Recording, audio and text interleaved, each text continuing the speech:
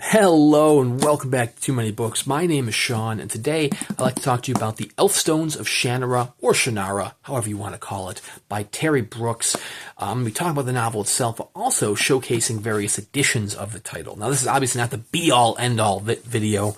There are plenty of other editions I don't have. I will talk about some of them as I go along, but I will be showcasing several editions, including the Grim Oak Press edition, which in my opinion is the best one out there, the trade hardcover, the trade mass market, and even this nice compendium that I forgot to mention in my Sword of Shannara video. So anyways, let's dive in, starting things off with the mass market paperback. Now, the Elfstones of Shannara is the second Shannara novel, within publication order. It's the middle one within the original Shannara trilogy. But if you're looking for the mass market, you might actually find one of these copies that calls it Book 1. And that's because when it came to making the TV show The Shannara Chronicles, they went ahead and just skipped Sword of Shannara. They just started right off the bat with Elfstones.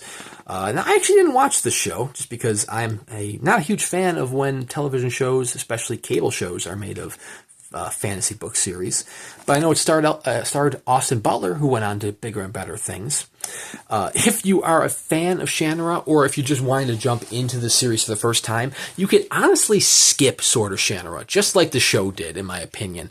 I did a whole book review and comparison video for the Sword, and it's really just kind of Lord of the Rings. Terry Brooks had worked on it for years, and he basically just kind of almost paraphrased Lord of the Rings, combining all three volumes into one tome and kind of taking pieces and making complete characters being stolen from it. Elfstones is really where Terry Brooks started to come into his own and kind of made it his own. The paperback here, which hopefully will be the same as any paperbacks you find, are going to feature Darrell K Sweet's illustrations inside, which is really cool. There is an upcoming edition of the original Shannara trilogy, which includes Sword, Elfstones, and Wishsong.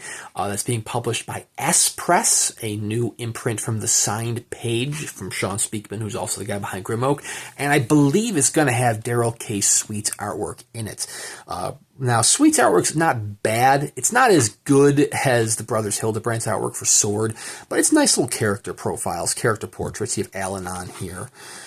So this takes place a few generations after Sword. You had Shay in the original novel, and now you're following Will, his grandson. And Will is given a quest from Al-Anon to help escort Amberly, who is for lack of a better word, an elvish princess, to her homeland in order to help and preserve or help save the Elcris. You're thinking, wow, there's a lot of words being thrown out there. Basically, the Elcris is a magical tree with silver bark and red crimson leaves that serves as a magical barrier between our world, the world of the Four Lands here, and the world of demons, the world where evil resides.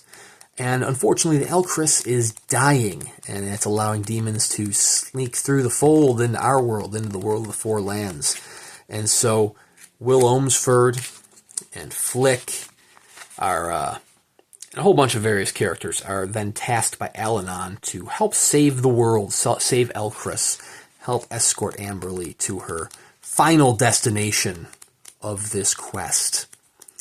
And like I said, whereas the first novel was basically just his own version of The Lord of the Rings, the second one, The Elfstones of Shannara, is really where he comes into his own. He kind of expands upon the world, gives a lot more focus to the elves and the history of the elves that we didn't have in that original one.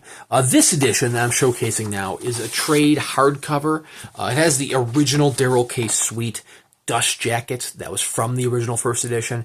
Just note that this is not the original first edition. This is actually an edition that Barnes & Noble did several years back, probably like a decade ago now at this point, that was signed by Terry Brooks. And it's still a very nice edition. You should be able to find it for relatively cheap, although you can honestly find the trade edition wherever books are sold. Just go to your fantasy section. But anyways, this is going to have the same interior as that mass market edition, including Darrell K Sweet's character portraits, but in a larger format, which is very nice if you wanted to see them. And I believe S Press is going to kind of have the same dimensions as this. So the S Press edition will actually have slightly nicer paper than this edition, but should have generally the same aesthetic, generally the same typeset, same size as this edition in particular, if there's one that you are looking for. Now, if you're a budget shopper and you're thinking, man, I want to get the most bang for my buck words-wise, you could probably find a used copy of this. This is the hardcover compendium of the Sword of Shannara trilogy. It takes all three of that original trilogy, Sword, Elfstones, and Wishsong, and puts them into one giant omnibus. Now, it's a very heavy book. It's probably not the best one to read for your reading experience, just because it's a little bit thinner paper size, but it certainly gets the job done. This particular copy was offered from the signed page, the same people that are doing the S Press version. So I did actually get it personalized to me from Terry Brooks, which is really cool. But you are going to find within it, this is not heavy interior illustrations, and what you're going to find within is very thin paper. Nice deckled edges, though, I will give it that. I mean, if you want the most words, bang for your buck wise, this is certainly going to be the way to go. If you want a nice little affordable version, it's going to be either this version or, a mass market paperback. But it's not going to be the easiest to lug around with you due to its size, due to its heft. And it's not going to be the easiest to read due to its thinner, not quite Bible paper, but it's getting there. But last but certainly not least, the nicest edition, in my opinion, is going to be the Grim-Oak edition. This was the original trilogy that put Grim-Oak on the map. Grim-Oak was originally founded based on Terry Brooks's suggestion. Sean Speakman, who runs Grim-Oak Press, is the webmaster for Terry Brooks's website. And when he was dealing with his own cancer diagnoses, Terry Brooks suggested putting together an anthology, which became Unfettered, which led to Grim-Oak republishing special editions of other titles, starting with this original Shannara trilogy. Now, it's going to be very similar to the Sword of Shannara edition in that it features nice little bonded leather, little stamping of Elchris on the cover, and Marc Simonetti's incredible artwork. Unfortunately, just like Sword of Shannara, the artwork by Marc Simonetti is printed in grayscale within. This is limited to 1,000 copies. Mine is 716, signed by Brooks and Simonetti. But the artwork was originally done in color and then turned into grayscale black and white images, which is always kind of sucks. But while the artwork was difficult to see within Sword of Shannara, Elfstones does fix that issue. So here you have Elchris, and you can actually see what the hell's going on. So they very much improved upon what happened with Sword of Shannara for this second title. There's Al-Anon fighting off some demons. I will say, however, that it's still not quite as good as the future Grim-Oak titles, which did eventually start using color plates, starting with, I think it was the Heritage series is when they first started using color plates for the Terry Brooks titles. There's Cephalo, who was also portrayed in Darrell K Sweet's artwork. But anyways, this one does have a fold-out color illustration. It's actually just the dust jacket, but it is nice to have it included within the novel here as fold-out full-color artwork. This one has the nicest paper of any of the editions that I own. Plus, having the nice little original artwork is always a nice plus. Nice little sewn binding as well for the volume. Makes it all around the best edition to own. Unfortunately, it is long sold out, so you will have to go to the secondary market if you wanted to find a copy for yourself. But like I said, if you wanted a nice affordable copy, that's a nice generational hardcover. It's going to be $150 for the trilogy. Check out S Press. I'm not going to be buying that edition just because I have plenty of other editions to hold me over, and I'm running out of shelf space, so can't quite be justifying purchasing the S Press edition.